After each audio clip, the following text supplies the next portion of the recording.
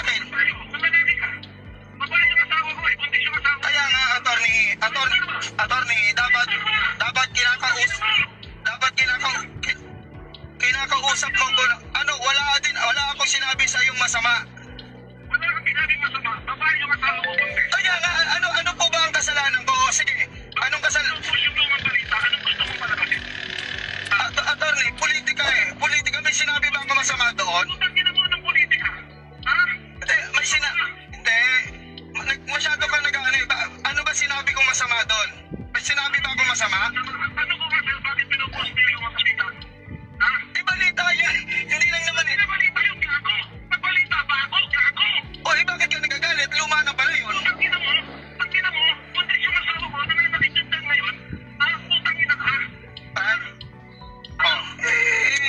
Sige.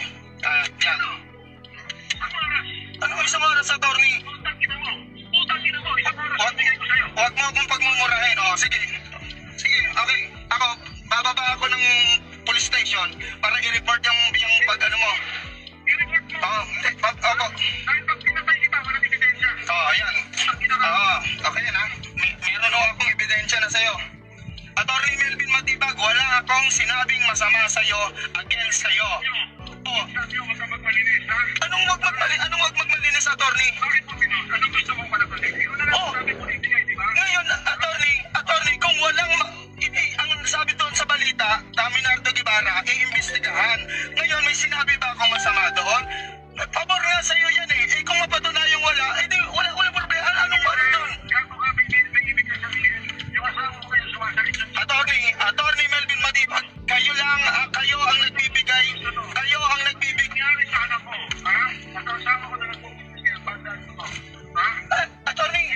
Attorney, balita sa TV yan, bakit mo sa akin isisisi? Balita yan eh. Oh, eh bakit mo ko pinagbabandaan mo na ako. Sinabi, naka-record to. Napapatayin mo ko na isang bala ka lang. Naka-record ito. Hindi. Naka-record ito.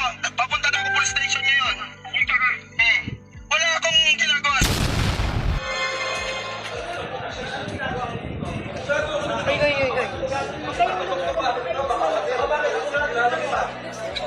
Silalaki pa din, di mo makapagpapakan.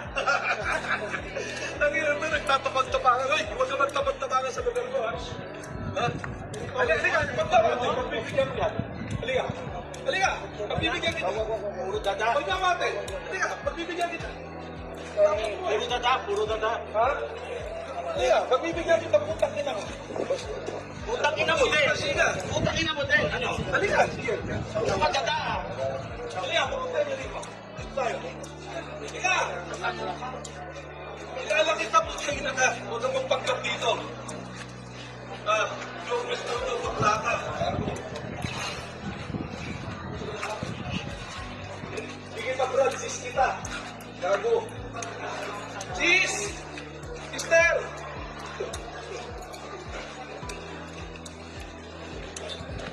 Ito punto sa amin ng Maklaka. Wala bang At sa mga OFW natin na worry na o sawan-sawa na, alalang-alala, stress na sa nakikita nila sa Pilipinas na gising na naman tayo ngayong araw, viral sa video. Ang ating title at tatalakayin ngayon ay ang NBI, National Bureau of Intimidation. Magandang gabi sa inyong lahat. Nadinig nyo naman yung video kaya hindi ko na ipapakita sa inyo, no? It will take yung time natin. Dalawang video yun. Isa yung tape conversation, magkausap yata sa cellphone, ano? Si Director Matibag, Di Matibag. At si Sabio, no? Si Sabio. First name nun, Mel Sabio. Okay. Tama yung tanda ko. Mel Sabio at saka meron pang isa. Kung meron siyang kinasaan niya yung, sino ba yun? Bakit naman niya sinabing bakla? So, ano lang natin? Talakayin natin. Okay. Punto. Kaya ko sinabing National Bureau of Intimidation because you saw do sa viral page, no? na pinost naman ng mga tao. Right naman nila mag-post yun. Kasuhan nyo, gusto nyo kasuhan, NBI. Kasuhan nyo ng mga illegal utterances. You know, iikot ang gulong din eh. Iikot ang gulong. I think the Filipino people should abolish NBI. Ayon sa akin, pagka ganyan. When you appoint a person who's a doubtful, questionable character, shit happens. Yan yung nangyayari.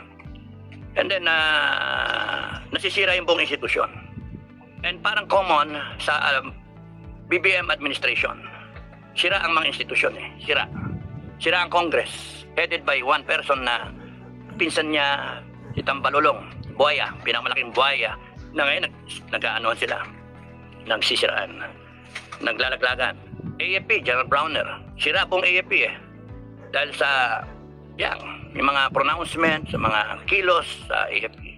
Sira talaga. Akala lang ninyo, hindi sira. Ganon din ang PNP. Kay Marbil, tsaka kay sino yung isa, si Torre, no? Sira yung institusyon, yung inasta nila doon sa KOJC. Hindi nakakalimutan ng tao yon. Nakita natin, sa mata natin. Kinover ng media yan. Kinover ng mga, ng mga vlogger yon.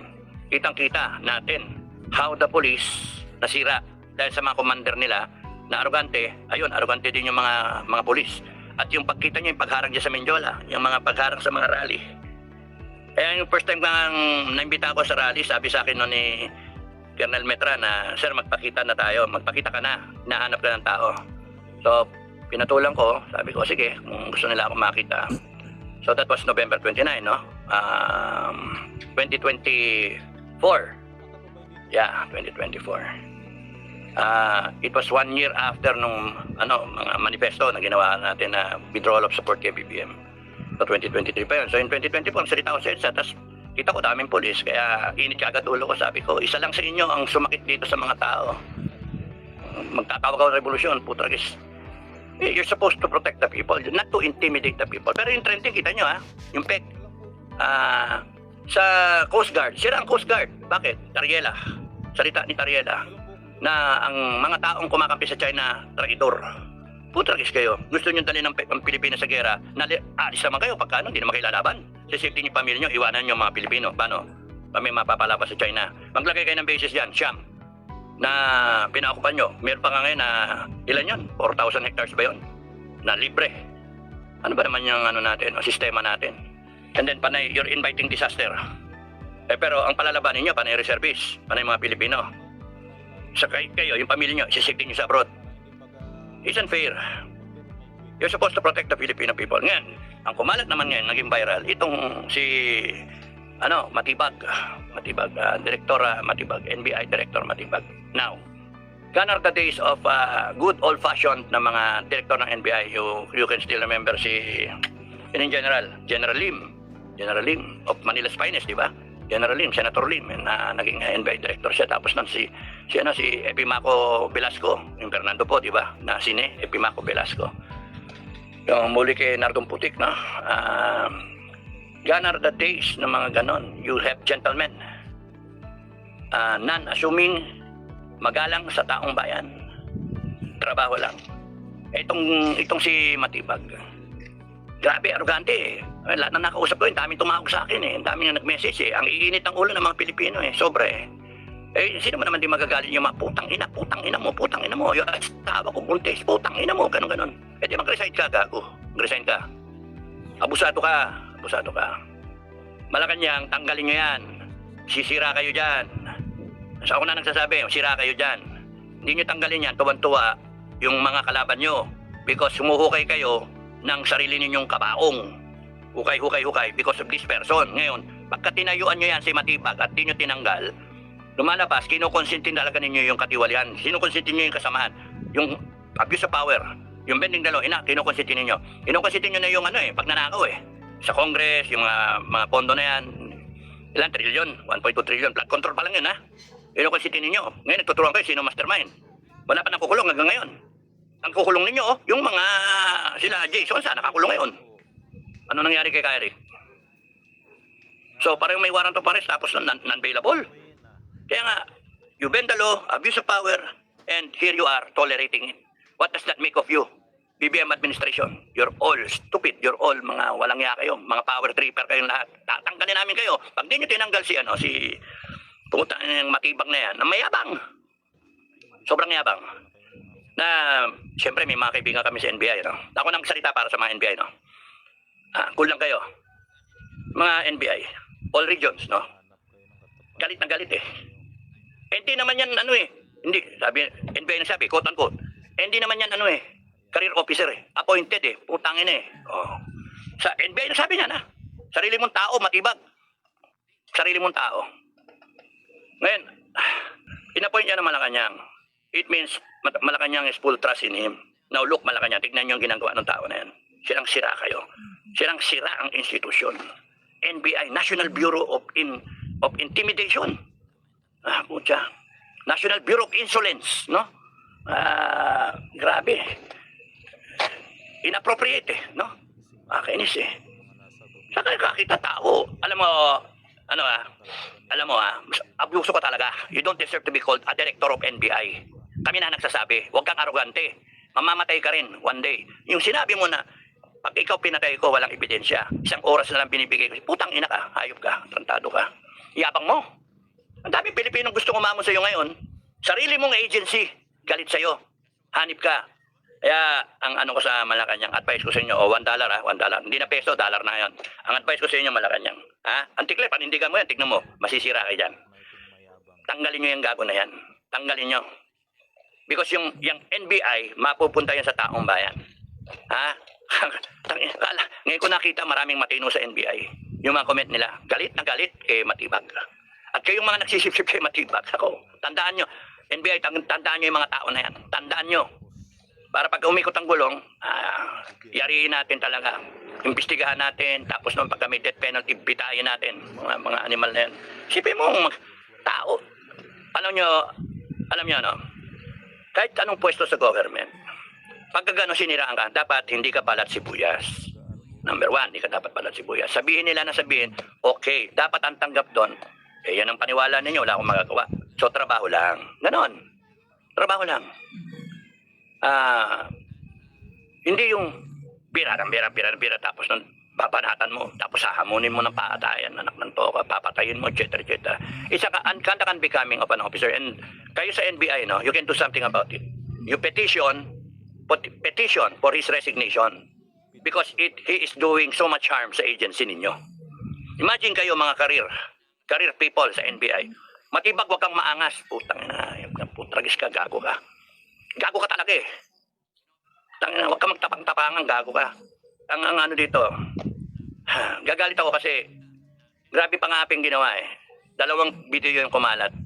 Nung pinapanood ko, kakahiblat eh. Kayong mga matitino sa NBI, you come out with a signature campaign.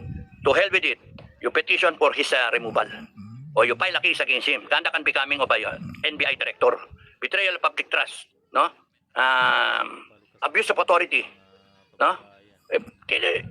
Sino ba yung inaano ninyo? Kami, akong ba yung nagpapasweldo sa inyo, gaganon ninyo? Dapat may magpakumbaba lahat ng government employee, lahat ng those in position sa gobyerno. Kay general kayo, kay senator kayo, congressman, kayo sa Malacanang, kahit saan, kayo sa Supreme Court. Dapat ang iniisip ninyo. Bagamat nakakainit ng ulo kunwari, yung posting, no? Hindi ko na gusto ko ayoko nang na may dahilan eh. Yung kasama ko doon sa 120,000 na bill doon sa sa restaurant ba yun? 120,000 tas 20,000 tip sa waiter, tatawa na kayo, paldo ng pera nilabas ng kasama mo. Ikaw yung nakapula ron. Tapos pagkagalit kayo, mapipiko, ginawa nyo eh. Tapos sasabihin mo yung asawa mo, buntis, mag-resign ka. Mag-resign ka. Ikaw, ang dami mo sinasabi, yung asawa mo, masakit ang tiyan, dali mo sa doktor. Sisisi mo yung sakit ng tiyan ng asawa mo at ibibintang mo doon sa tao na nagtatanong, nagko-comment, tapos ganun ka, tatakutin mo, papatayin mo, tarantado ka. Muslim nga, hindi mo mahahamon eh. Hindi ka obra sa private, sa armed forces, hindi ka obra. Tatapang-tapangan ka eh. Sa mga ranger, hindi ka obra. Ginagamit mo yung pwesto mo, yung posisyon mo, yung otoridad mo, para sirain yung organisasyon mo. Gago! Umalis ka na lang dyan. Mga NBI, kung matitino kayo kung para kayo sa taong bayan, petition nyo, matanggal yung gago na yan. Sinira niyan ang buong history ninyo. Sinisira niyan. Tingnan yung anong galit ng tao sa NBI ngayon. Putang ina yan. Gago. Kakapwesto mo lang, yabang mo. Mga maangas ka, kasi simusunod ka sa Malacanang. Kaya nga pagka ito hindi ka tinanggal, ibig sabihin, kinukonsinti ka ng Malacanang, therefore, arrogante rin ng Malacanang, therefore, tarantado rin yung Malacanang na yan. At kayo, lahat kayo mananagot sa amin na taong bayan. When we rise up to correct the stupidity happening in our country, when we rise up to terminate everyone, and make sure na kayong lahat maging accountable sa pinagkagawa ninyong kapabuyan. Sipin mo isang institusyon, papabuyin mo, gago. Tapi nahayop ka. Kakainit ka ng ulo. Alam niyan, dapat ginagawa ng kahit sinong opisyal ng gobyerno, lalo na pagkat tumataas kayo. Kayong mapoposisyon sa gobyerno, umikot ang gulong, kayo mapoposisyon. Gayahin niyo yung style ni Digong. Gayahin niyo, nakita ko lang yan. Kay Digong, kay Inday Sara. Di ko kilala yan si Inday Sara. Nakikita ko sa kanyang mga nakikita ko kay Pulong, nakikita ko kay Baste. Good morning, sir. Presidente ng Pilipinas. Nagulat ako, sinera ko. Sir, sir, kakaya, sir.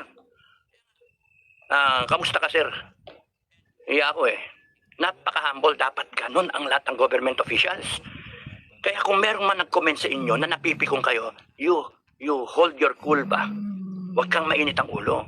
Tawagan mo, kumprontahin mo ng malumanay with all the humility that you can master because you are there in position representing the institution, not yourself. Kaya sana sinabi mo, ngayong umaga, Mel, sabi mo, magandang umaga, sir. Ay, sino to? Sir, si Matibag, Director Matibag, NBI, sir. Oh, sir, magandang umaga. Ganun magigisagot niyan.